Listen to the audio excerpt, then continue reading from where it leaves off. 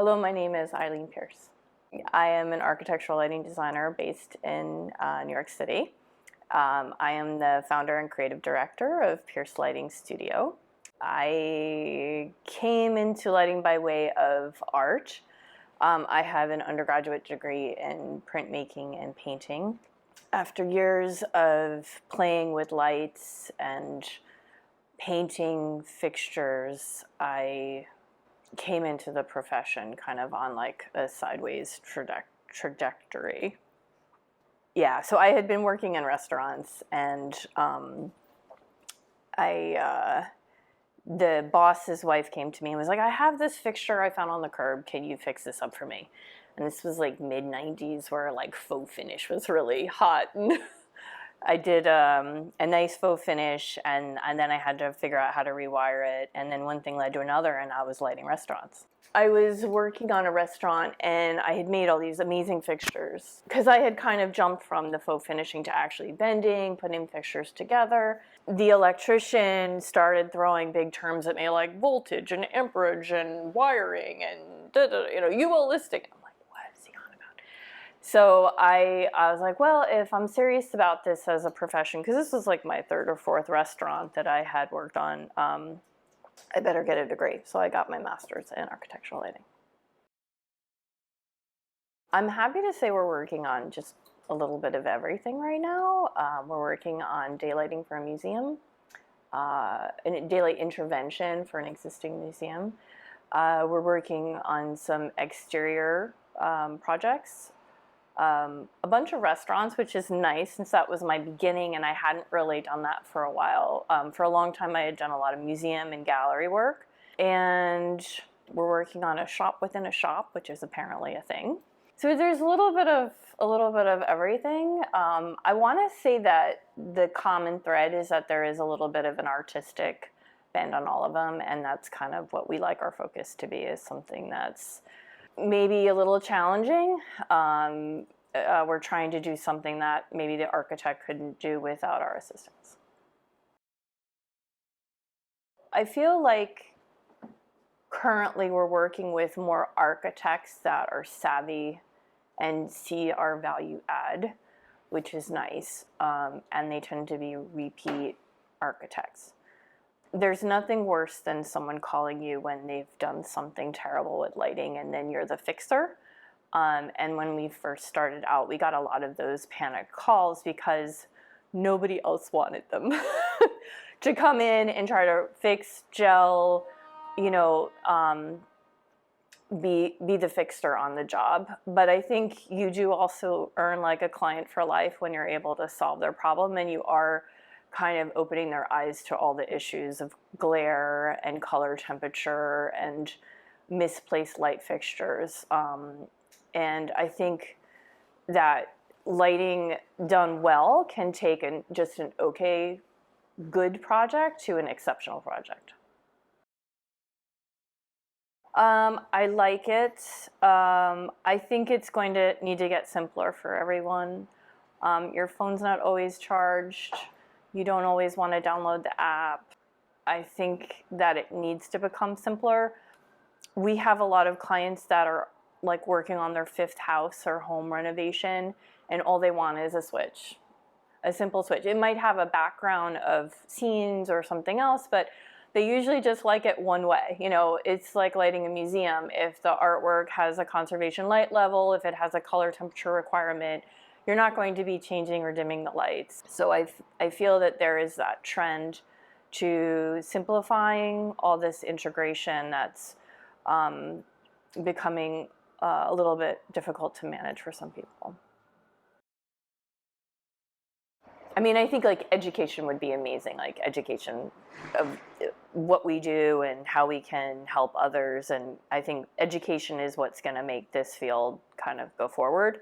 But if I could, I would put like heliostats above the subway platforms and bring the light down underground and kind of create like a fun, dynamic daylight experience for those commuting. I think with each one, you kind of, you're kind of like, oh, I survived. you know, and then you learn something and you build on that and you go to the next one. So I think like I can't say that there's like one particular one, which sounds like a cop-out. The Morgan Library was pretty special.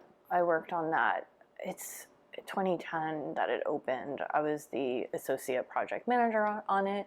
It won several awards. It was an interior landmark space that integrated the light so well into what was fluorescent lighting became LED. And it was at the time a real challenge to find lighting that we could integrate. Do we dare do LEDs? I mean, we didn't have enough room for fiber optics to channel. J.P. Morgan had a library built in early 1900s, and his friend Edison came and put some light bulbs in, and then they had a beautiful skylight with, it's a fabulous room, lined with glass floors and tiers of books. And sometime in the 1940s, it was turned into fluorescent. But because this space was interior landmark, we couldn't really change or add a hole anywhere. So we used the fluorescent channels for LED, and it was the first time we had integrated LEDs on a major scale to a project. And it needed to have light level conservation for the books. It had to have good color quality. That's when we learned if you dim below 30%, it doesn't look so good. And you know, things like DUV came up, and we learned a lot of interesting things on the project. And I think it was fabulous. I focused it when I was pregnant, and no one knew. They wouldn't let me on a ladder, I'm sure, if they did know. No, it was a really special project.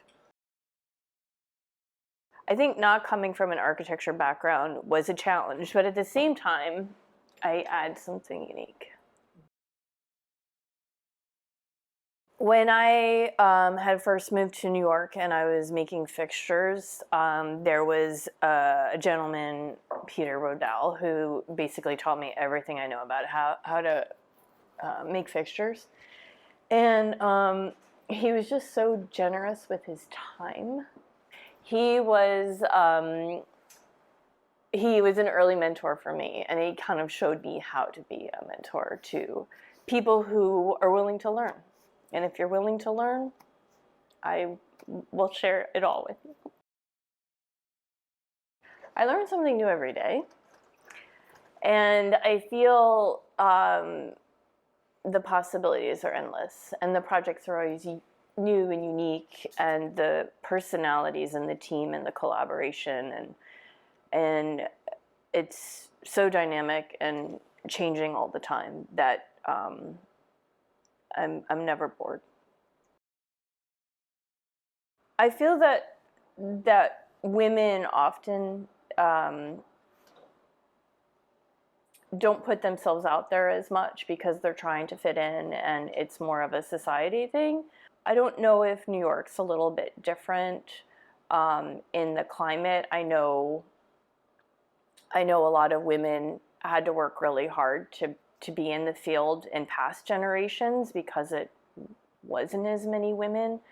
But now I feel like there's a really good support group of women out there now. And I feel that women are coming around to the idea that they need to put themselves out there and they need to have a voice.